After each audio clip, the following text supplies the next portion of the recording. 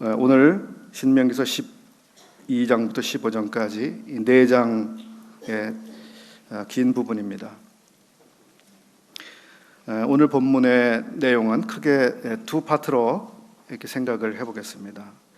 먼저 한 부분은 12장 1절부터 14장 23절까지 하나님의 첫 번째 계명 그리고 두 번째 계명을 어떻게 순종할 것인가, 그리고 그 방법에 있어서 하나님께서는 택하신 곳으로 백성들로 하여금 나아오라고 말씀하고 계십니다. 이 부분을 먼저 살펴보겠습니다. 그리고 두 번째 부분은 그 이후에 14장, 15장입니다. 이 부분은 하나님께서 거룩한 백성으로 삼으신 그 거룩한 백성들, 즉 성민은 어떻게 실제적으로 성민의 삶을 살아갈 것인가, 그 부분의 그 일부분이 오늘 본문 안에 있습니다. 성민의 삶을 살아가는 데 있어서 거기에는 장례와 관련된 부분이 나오고 음식과 관련된 부분이 나오고 또 11조와 관련된 부분도 나옵니다. 그리고 하면 채무 면제나 또는 종에 관한 부분까지 말씀하고 있습니다. 이 모든 부분은 하나님의 거룩한 사람들로 실제적으로 삶의 현장에서 우리의 일상의 삶 가운데 어떻게 하나님의 거룩을 나타낼 것인가에 대한 이 하나님의 방법들입니다. 그러면 먼저 12장 1절부터 28절까지 보겠습니다. 왜 택하신 그곳으로 오라고 하셨는가? 먼저 한 곳을 보겠습니다. 12장 4절, 5절.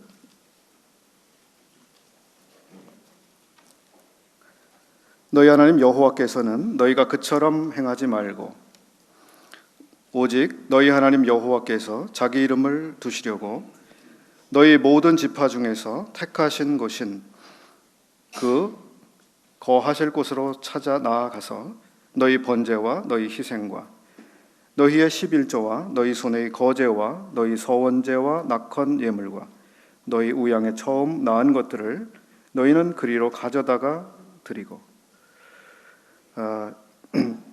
택하신 곳, 택하실 한 곳에 대한 이 반복적인 언급이 여러 곳이 나오는데 11절에 또 반복되고 있고 14절에서 그리고 18절에서 21절에서 또 26절에서 반복해서 말씀하고 있습니다.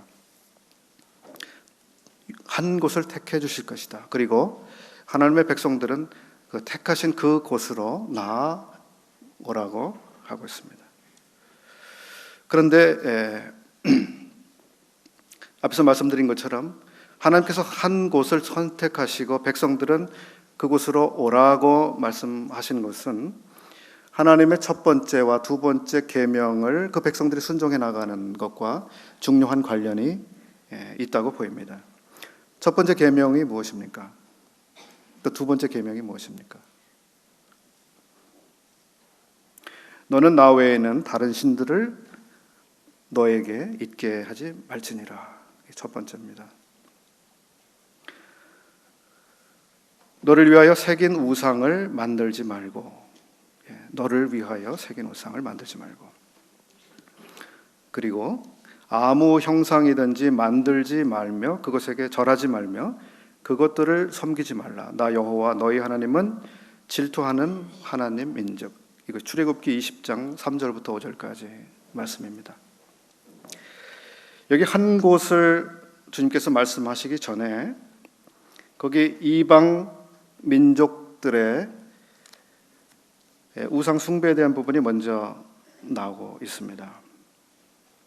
12장 2절이죠.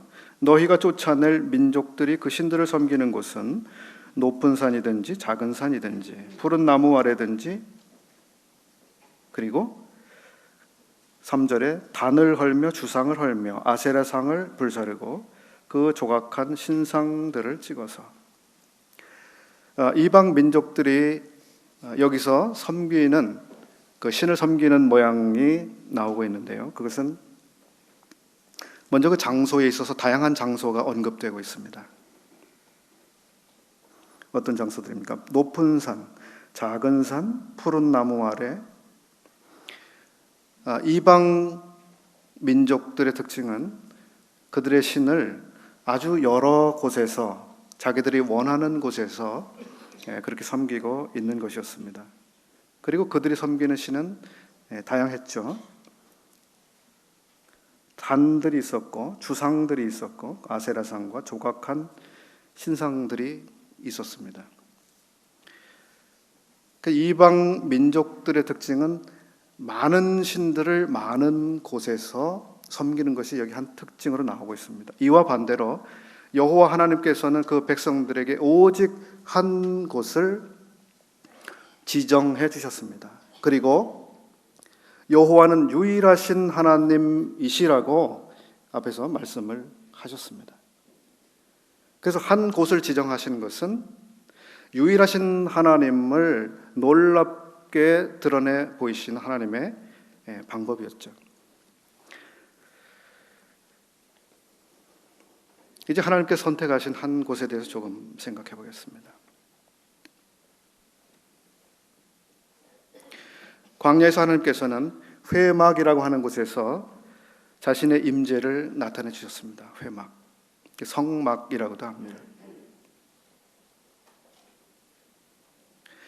이제 이 백성들은 가나안 땅에 들어가기를 목전, 눈앞에 두고 있습니다. 그들이 들어가면 이제 다른 성소를 하나님께서 말씀해 주실 것입니다. 한 곳을 선택해 주실 것입니다. 그곳은 역사적으로 보면은 세겜 혹은 실로라고 하는 곳에 있는 중앙 성소였습니다. 그리고 그곳에 이스라엘 백성들이 나아갔고 제물을 가지고 나아갔고 섬겼습니다.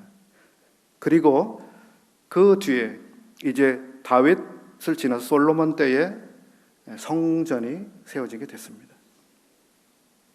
하나님께서는 특별하게 선택한 그 곳으로 백성들을 부르시는데, 우리가 이 성소, 성전 혹은 회막에 대해서 생각해 볼 때 저는 세 가지를 떠올리게 됩니다. 먼저 회막은 말씀 그대로 모일 회자거든요. 모이는 곳 혹은 만나는 곳이었습니다. 하나님이 선택하신 그 곳, 그 장소는 바로 하나님과 만나는 장소였습니다. 그곳에는 하나님의 임재가 있었습니다. 거기에 가면 하나님께서는 하나님 말씀을 하시는 곳, 즉 하나님의 말씀을 들을 수 있는 곳이 바로 그곳이었습니다. 그리고 그곳은 하나님께 희생이 드려져서 하나님의 용서가 어떤 것인지, 또 하나님의 은혜가 어떤 것인지 알 수 있는 장소, 그것이 회막이었습니다.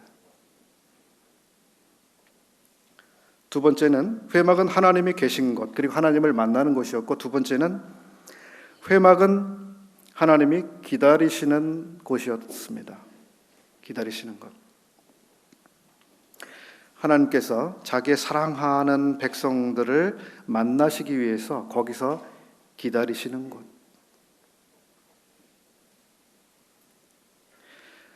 자기를 사랑하는 자기의 사람들이 기쁘게 예물을 가지고 나오는 것을 받으시는 그런 장소, 그 예물을 통해서 백성들을 만나시는 장소. 그래서 여기에도 있는 것처럼 번제, 희생과 11조와 거제와 서원제와 낙헌 예물과 우양에 처음 난 것.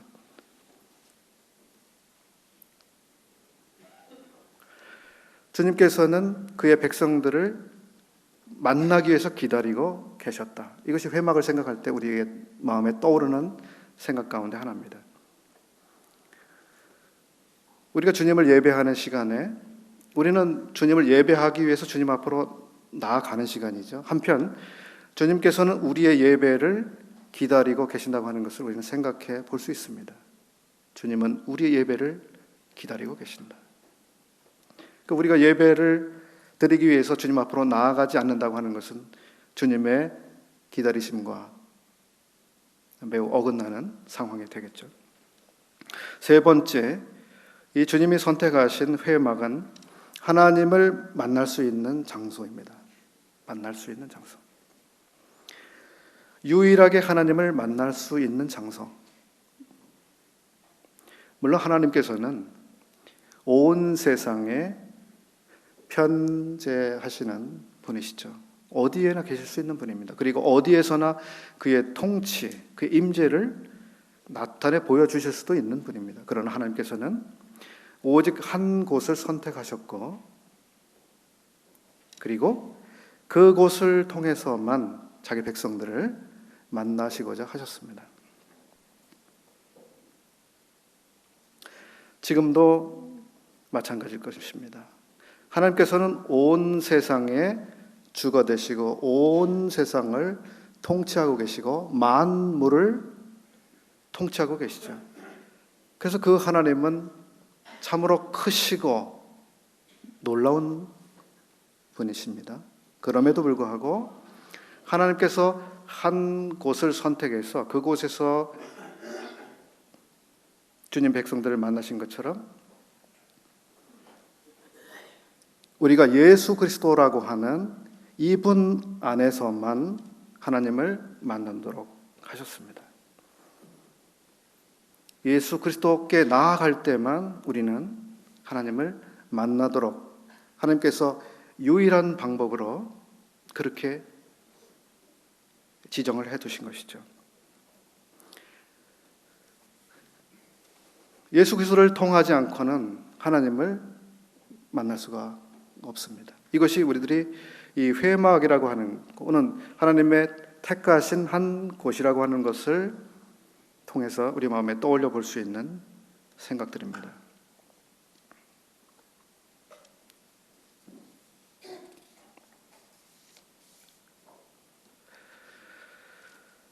지난 시간에 출애굽기 32장을 통해서 이제 광야 가운데서 백성들이 금송아지를 만들어내라고 아론을 압박하고 그렇게 해서 금송아지를 만든 사건을 살펴보았습니다.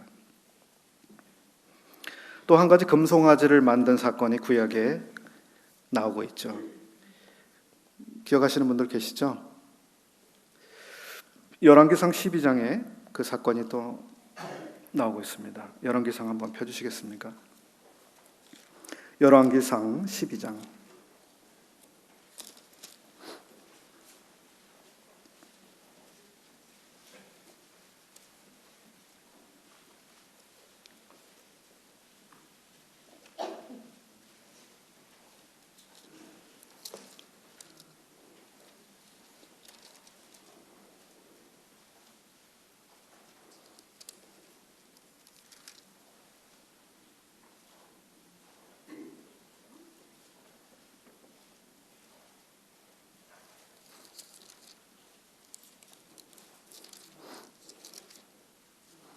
13장을 봐야 될 것 같습니다. 13장.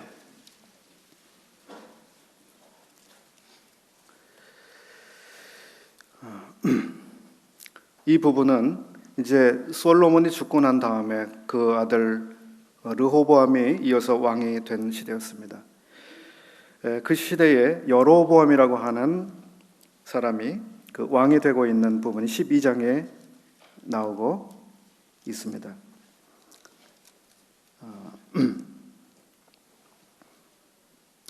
12장 18절을 보시면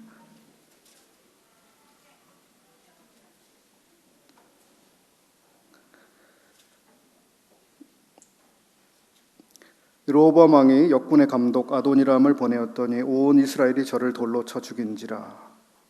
르호보암 왕이 급히 수레에 올라 예루살렘으로 도망하였더라. 20절 온 이스라엘이 여로보암의 돌아왔다 함을 듣고 보내어 저를 공회로 청하여다가 온 이스라엘의 왕을 삼았으니 유다 지파 외에는 다윗의 집을 좇는 자가 없으니라. 여로보암이라고 하는 이 왕은 하나님께서 세운 왕이 아니라 그 백성들이 세운 왕이라고 하는 것을 우리가 여기서 볼 수 있습니다.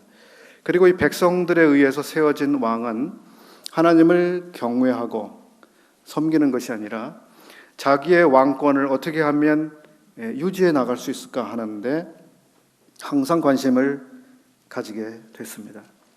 그래서 이 왕이 자기의 백성들이 흩어지지 않도록 하기 위해서 생각해낸 방법이 이제 25절 이하에 나오고 있습니다. 25절 여로보암이 세겜을 건축하고 26절 그 마음에 스스로 이르기를 나라가 이제 다윗의 집으로 돌아가리로다. 만일 이 백성이 예루살렘에 있는 여호와의 전에 제사를 드리고자 하여 올라가면 이 백성의 마음이 유다 왕 된 그 주 르호보암에게로 돌아가서 나를 죽이고 유다 왕 르호보암에게로 돌아가리로다 하고 이에 계획하고 두 금송아지를 만들고 무리에게 말하기를 너희가 다시는 예루살렘에 올라갈 것이 없도다. 이스라엘아 이는 너희를 애굽 땅에서 인도하여 올린 너희 신이라 하고 하나는 베델에 두고 하나는 단에 둔지라. 29절까지 읽었습니다.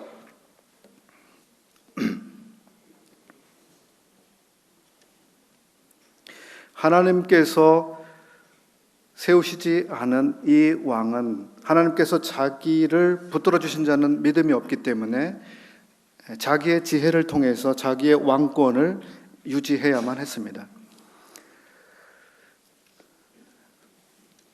그래서 하나님께서 세워주시는가 그렇지 않은가 하는 것은 대단히 중요한 그 이후에 일들로 이어지게 되는데 여기 이 왕은 이제 그 백성들을 적절하게 통제하고 그리고 조정하고 하기 위해서 우상을 만들었습니다. 그런데 이 뒤에 보면은 어떤 백성들도 거기에 대해서 항의하고 있지 않고 그대로 다 따라가고 있는 것을 이제 보게 됩니다. 이 사건에서 우리가 생각해 볼 수 있는 것은 이 왕권을 가지고 있는 사람 그리고 정치의 지도자라고 하는 사람들에 의해서 이 우상이 어떻게 사용되고 있는가에 대한 하나의 예입니다. 이 종교라고 하는 것 혹은 우상이라고 하는 것은 끊임없이 역사 속에서 이 정치적으로 이용당해 왔습니다. 그래서 이 정치 권력을 계속해서 유지하고 그 다음에 이 백성들을 통제하는 수단으로 이용이 되어 왔던 것이죠.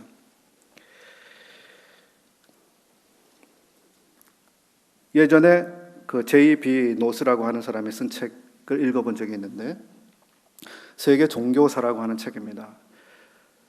그 책에서 이야기하는 것은 이 세상의 역사 속에서 존재해온 모든 종교들의 이면에는 이와 같은 정치 권력이 있었다고 이야기하고 있습니다. 자기들의 그 정치적인 세력을 확장해 나가고 영토를 넓히고 군사력을 강화해 나가기 위한 방법으로 이 종교를 만들어내고 사용해 왔다고 하는 것입니다. 오늘날 사람들의 논쟁 가운데 사람들에 의해서 신이 만들어졌다라고 하는 이야기의 논쟁이 있습니다. 하나님께서 인간을 창조하셨다고 하는 이것이 아니라 사람들의 이와 같은 필요 때문에 사람들이 신들을 만들어냈다. 하나님조차도 그렇다라고 사람들은 아주 이상한 이야기들을 하고 있는 것이 이 시대입니다. 이 열왕기상 12장을 볼 때에도 우리는 그런 사실을 생각해 볼 수가 있습니다.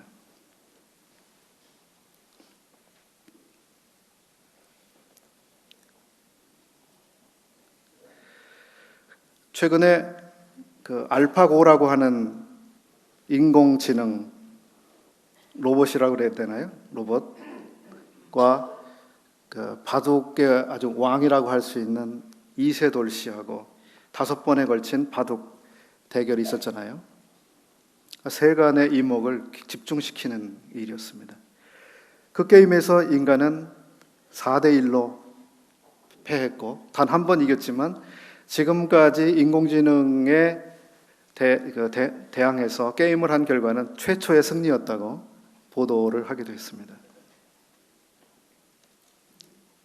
그러면서 그 인공지능이 어디까지 발전해 나갈 것인가, 그리고 인공지능의 발전과 인간의 사회는 앞으로 어떻게 전개될 것인가에 대한 아주 불안스러운 예측을 하는 분들이 많이 있었습니다. 여러분들은 어떻게 보셨습니까?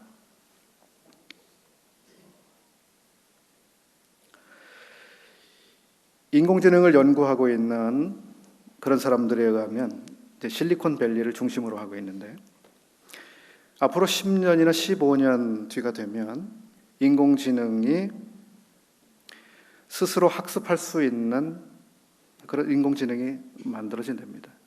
지금은 사람들이 정보를 입력해 줘야 되는데 앞으로는 그 인공지능이 스스로 자기가 필요한 것을 계속 공부하고 정보를 자기들이 찾아서 자기 안에 계속 입력시켜 나가는 거죠. 그래서 이 세상의 모든 정보들을 다 자기가 가질 수 있게 됩니다. 그리고 그 존재는 정보를 그냥 저장만 하고 있는 것이 아니라 스스로 생각을 할 수 있는 능력을 갖춘다고 하는 것입니다.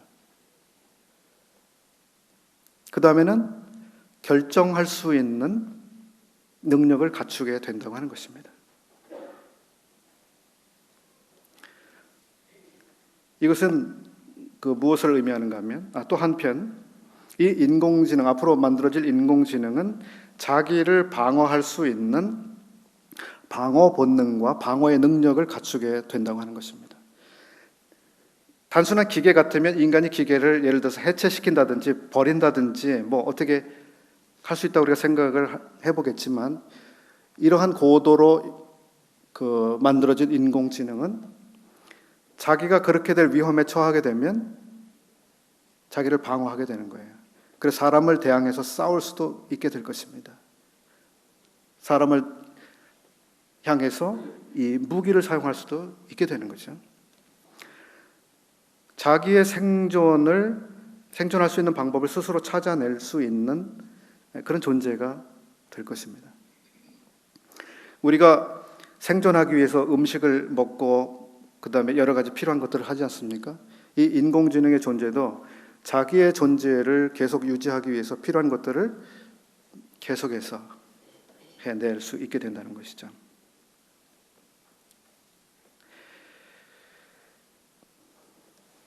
이것은 허황된 말씀이 아니라 유엔에서 발간한 그 미래 보고서라고 하는 자료가 있습니다. 상세하게 이야기를 해주고 있습니다. 앞으로 10년과 15년 뒤, 그리 멀지 않은 내일의 일입니다. 근데 중요한 것은 이 인공지능, 인간이 만든 인공지능이지만 나중에는 인공지능의 인간들이 따라야 되는 시대가 우리 앞에 곧 온다고 하는 것입니다. 지금 인간들이 결정한 결정들은 오류가 많이 생깁니다. 우리가 투표를 얼마쯤 하는데요. 투표 잘못해가지고 엉뚱한 사람을 찍어주잖아요. 근데 그 인공지능이 선택해주는 대로 투표를 하면 가장 훌륭한 정치인을 선택할 수 있다고 하는 그런 시대가 우리 앞에 오게 될 것입니다.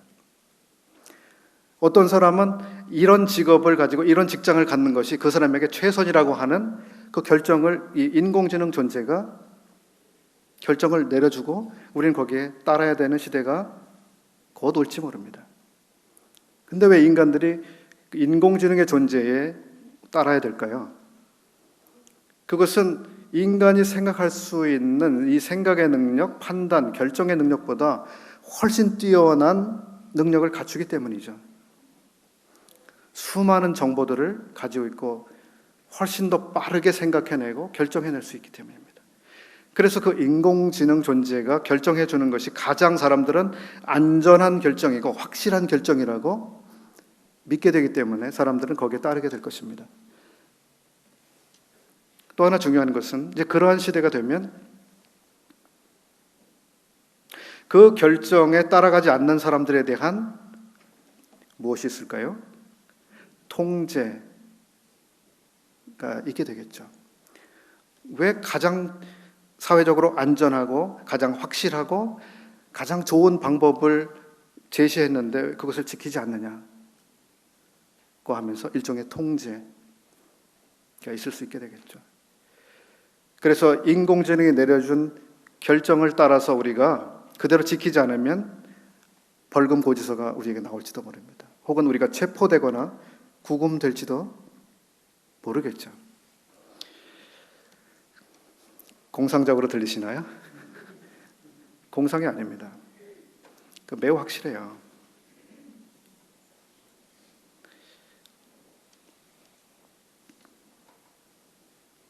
요한계시록 13장 한 곳을 읽어드리겠습니다. 짐승 앞에서 받은 바 이적을 행함으로 땅에 거하는 자들을 미혹하며 땅에 거하는 자들에게 이르기를 칼에 상하였다가 살아난 짐승을 위하여 우상을 만들라 하더라. 15절 저가 권세를 받아 그 짐승의 우상에게 생기를 주어 그 짐승의 우상으로 말하게 하고 그 짐승의 우상에게 경배하지 아니하는 자는 몇이든지 다 죽이게 하더라. 저가 모든 자 곧 작은 자나 큰 자나 부자나 빈궁한 자나 자유한 자나 종들로 그 오른손이나 이마에 표를 받게 하고. 계시록 13장의 일은 분명히 미래적인 사건입니다. 그럼에도 불구하고 그 미래는 우리의 눈앞에 가까이 와 있습니다. 알파고는 인공지능의 매우 초보적인 단계라고 이야기들을 합니다. 근데 이 속도가 굉장히 빠르게 발전하고 있다고 하는 것입니다. 여기 계시록 13장에서 우상은 만들어지고 있습니다. 그렇죠? 피조물입니다.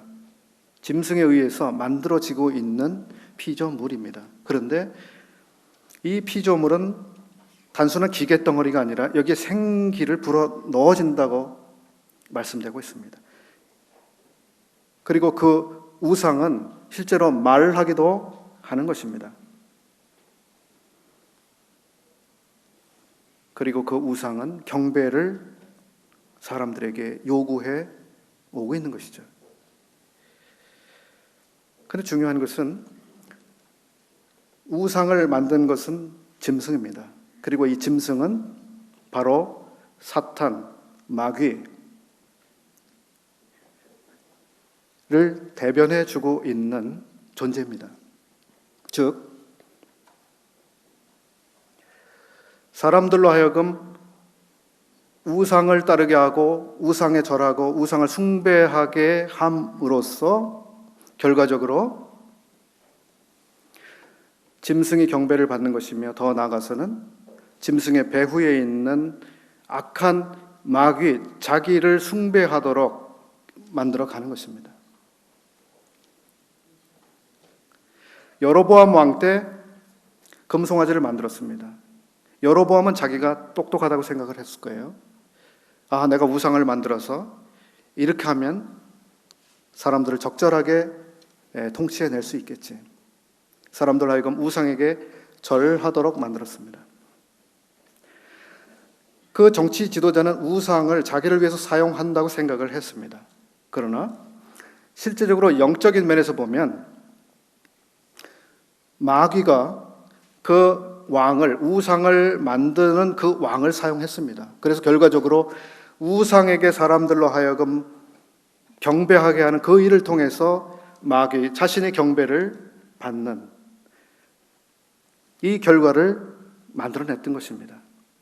그래서 우상 숭배는 단순한 나무, 돌 혹은 조각한 어떤 물건에게 절하는 그것이 아니라 그것의 본질적인 요소는 하나님께 돌아갈 영광이 사탄 마귀에게 돌아간다고 하는 이것이 우상 숭배의 본질인 것입니다. 그래서 하나님께서는 우상 숭배를 그렇게 철저하게 미워하시고 철저하게 그것을 경계시키시는 것입니다. 하나님은 하나님께만 돌아갈 그 놀라운 경배, 영광, 그것을 빼앗기기를 원치 않으시는 것입니다. 특별히 이 온 세계는 죄가 들어온 다음에 하나님께 경배하는 대신에 엉뚱한 것들을 경배하는 상황이 됐습니다. 이 세계 속에서 하나님께서는 특별히 여기 한 민족을 선택하셨습니다. 오늘날은 예수 그리스도를 통해서 사람들을 돌아오게 하신 그 사람들이겠죠.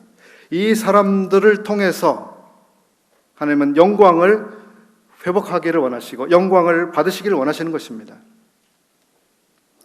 출애굽기 24장을 몇 번 말씀드렸습니다마는 이스라엘과 여호와 하나님께서 언약을 맺게 되었을 때 그것은 결혼 서약이라고 하는 점을 말씀드렸습니다. 그것은 혼인 서약입니다. 이스라엘은 하나님의 아내가 된 사건입니다. 부부가 됐어요. 얼마 전에 결혼한 우리 성도들이 있는데 혼인 서약을 했습니다. 혼인 서약. 모든 예식장마다, 결혼식장마다 혼인 서약을 합니다. 그렇죠. 남녀가 혼인 서약을 합니다. 우리는 절대 서로를 버리지 않을 것입니다. 근데 그 혼인 서약이 얼마나 쉽게 파기되는지 우리는 자주 보고 있습니다. 우리 옆에서 봅니다. 우리나라가 세계에서 OECD 국가 중에 이혼이 1위라고 하는 이야기를 들은 지는 벌써 여러 해가 됐습니다. 혼인 서약은 하나님 앞과 사람들 앞에서 한 서약이었습니다. 이 서약을 사람들이 잊어버립니다. 여호와 하나님께서 이스라엘과 혼인 서약을 하셨습니다. 이스라엘은 하나님의 아내가 됐던 것인데 이스라엘은 그것을 급격하게 금방 잊어버렸습니다. 자기의 아내 이스라엘은 자기의 남편에게 관심을 갖는 대신에 엉뚱한 데 관심을 가졌습니다.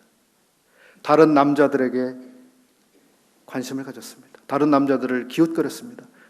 다른 남자들에게 추파를 던지면서 오늘 하룻밤은 어떻느냐고 말하고 있는 그런 아내가 되었던 거예요. 그런 아내를 향해서 남편이신 여호와 하나님은 참아낼 수가 없는 것입니다. 자기가 사랑하는 그 아내가 그와 같은 삶을 살아가고 있을 때 우상 숭배라고 하는 것은 하나님의 가슴에 비수를 꽂는 그와 같은 것입니다. 하나님의 마음을 가장 아프게 만드는 것. 호세아서 말씀은 바로 이스라엘의 그러한 상태와 그럼에도 불구하고 그들을 끝까지 사랑하시려는 하나님의 심정을 담은 책이죠.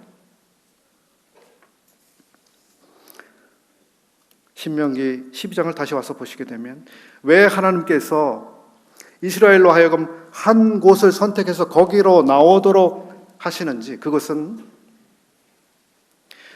모든 민족들은 제각각 여러 가지 신들을 섬기고 있을지라도 하나님의 백성은 오직 한 곳 여호와 하나님께로만 나오기를 원하고 계신다고 하는 것입니다. 그리고 그렇게 하기 위한 하나님의 지혜로서 한 곳을 선택하신 것입니다. 그렇게 하는 것이 가장 안전한 하나님의 방법이었습니다.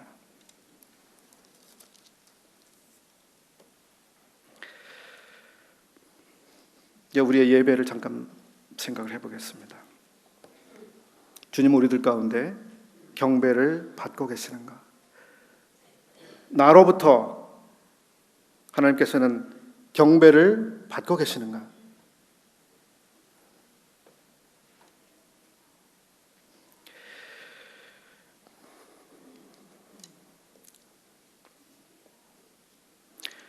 우리가 하나님께만 경배를 드릴 때 이것은 하나님을 지극하게 기쁘게 해드리는 것입니다. 반대로 우리를 거짓된 신을 숭배하게 하려고 하는 그 모든 악한 시도를 하고 있는 마귀에 대해서는 마귀를 실망시키고 낙심시키고 그를 패배시키는 것입니다. 우리가 참되신 분을 참되게 예배하며 경배하는 것은 대단히 중요한 일이 되는 것이죠. 우리 그저 주일이기 때문에 이 아침에 나오고 그저 습관적으로 여기에 있는 떡을 혹은 잔을 그렇게 대하는 것이 아니죠. 우리 하나님 앞에 그 시간에 나오고 있는 것이 하나님을 만나기 위해서 나오는 것입니다. 우리 하나님을 높이기 위해서 나오는 것이죠. 어느 분이 이런 글을 보내오셨습니다. 참고가 되겠기에 소개를 좀 해드리고 싶습니다. 예배 시간 10분 전에 도착해 조용히 기도하고 묵상함으로 기다리라. 성령의 인도를 기다려야 한다. 우리 교회는 2부 시간에 예배를 드리나 1부 후 휴식 시간에 간단히 용물을 보고 미리 자리에 앉아 조용히 마음으로 기도와 묵상, 예배를 준비해야 한다. 모임 초기에 예배를 고요히 준비하는 자세를 거의 찾아보기 힘들다. 초기엔 예배당에 들어오면 하나님께 예배를 드리기 전에는 인사와 말도 않고 조용히 기도하며 예배를 준비했었다.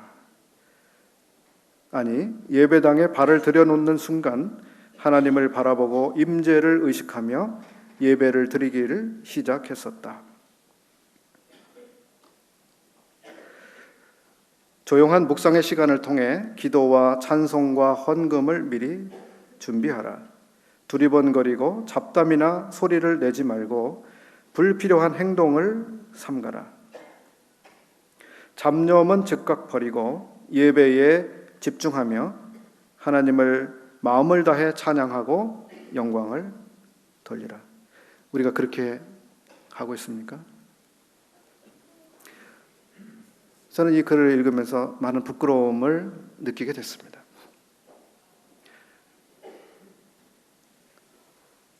이곳에 오셔서 주님 앞에 제가 여기에 왔습니다 하면서 주님 앞에 나아가는 대신에 우리는 성도를 향해서 나아갑니다. 성도를 향해서 악수를 먼저 합니다. 성도와 이야기를 먼저 하죠. 그리고 예배를 곧 시작하겠습니다. 이렇게 안내가 나가도 여전히 우리는 바쁩니다. 주님께서 나를 기다리시는 그 시간에 우리는 주님께 나아가고 주님을 집중하기보다는 사람들에게 집중하고 있는 것이죠. 성도님들을 부끄럽게 해드리기 위해서 이런 말씀을 인용하고 있는 것은 아닙니다. 우리 모든 사람들이 돌아보고 참으로 하나님께서 우리에게서 받길 원하시는 그 경배를 우리들이 어떻게 드려야 되나 좀 더 관심을 가져보자고 드리는 말씀입니다.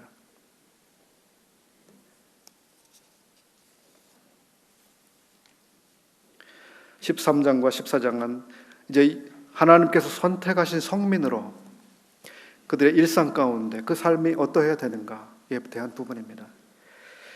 시간이 되었기 때문에 여기까지 말씀을 드려야 될 것 같습니다. 기도하고 마치겠습니다. 고마우신 아버지 하나님, 참 저희들이 아무것도 아니지만 오직 저희들을 사랑하시고 선택하시고 참 주님의 놀라운 백성들이 되도록 복주심을 기억하며 감사를 드립니다. 참 주님, 저희들을 창조하셨을 때, 선택하셨을 때, 부르셨을 때, 그리고 저희들을 구속하셨을 때 주님께서 저희들을 향해서 가지셨던 생각은 저희들로부터 경배를 받으시기를 원하시는 것이었습니다. 또 저희들로 거룩한 사람들로 거룩하지 아니한 이 세상에서 주님의 영광을 드러내기를 원하셨습니다. 아버지 하나님, 참 저희들을 도와주셔서 주님을 참되게 경배하는 삶을 계속해서 살 수 있도록 인도해 주시고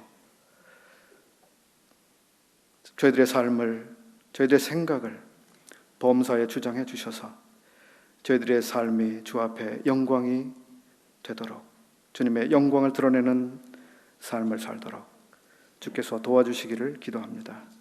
말씀을 감사드리며 우리 구주 예수 그리스도의 이름으로 기도하옵나이다. 아멘. 감사합니다.